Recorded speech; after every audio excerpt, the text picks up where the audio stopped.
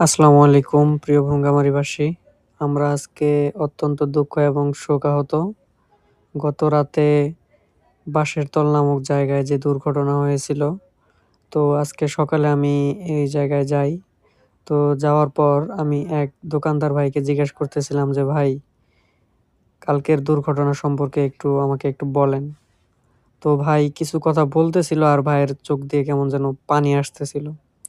তো ভাইটি কেমনটাই বলতেছিল যে কালকে দুর্ঘটনাটা হওয়ার পর সে শোনার পর দোকান বন্ধ করে ঘটনাস্থলে যায়। ঘটনাস্থলে যাওয়ার পর তারা দেখে যে কোনো কিছুই আর আগের মতো নাই।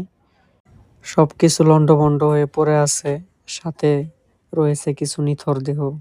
তো সেই সময় তারা নাগেশ্বরী উপজেলা স্বাস্থ্য কমপ্লেক্সের ভাড়ায় চালিত একজন অ্যাম্বুলেন্সওয়ালাকে ফোন দেয়। তো সে ঘটনাস্থলে আসে না। তো আমি তার কাছ থেকে যতটুকু জানতে পারলাম, সেই মাইক্রো বা অ্যাম্বুলেন্স ড্রাইভার বলতেছিল যে সেই জায়গায় তো রোগীর আত্মীয়স্বজন বা তার গার্ডিয়ান কেউ নাই। তো আমাকে ভাড়া দিবে কে? যার কারণে সেই মাইক্রো ড্রাইভার আর সে জায়গায় আসে নাই। তাহলে ভাই এখন আপনারাই বলেন, আমরা মানুষ হব কোনদিন? আমারই হয়তোবা এক ভাই, আমারই হয়তোবা এক বোন। তারাই তো বিপদগ্রস্ত। তাদের বিপদে আমাদের যত দ্রুত সম্ভব এগিয়ে আসা দরকার। আর সেখানে আমরাই পিছ টান দেই। তাহলে আমাদের মা-বোন, আমাদের ভাই, আমি নিজে আমরা নিরাপদ কোথায় তাহলে ভাই? আরেকটি কথা হচ্ছে, আমরা কুড়িগ্রাম জেলার মানুষ সবসময় অবহেলিত, সব জায়গায় অবহেলিত।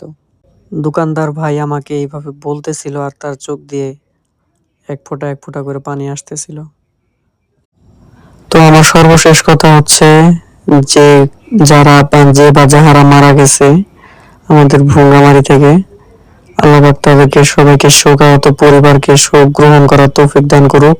সাথে সকল মৃত ব্যক্তিকে জান্নাতের উঁচু মাকাম আল্লাহ পাক দান করুক।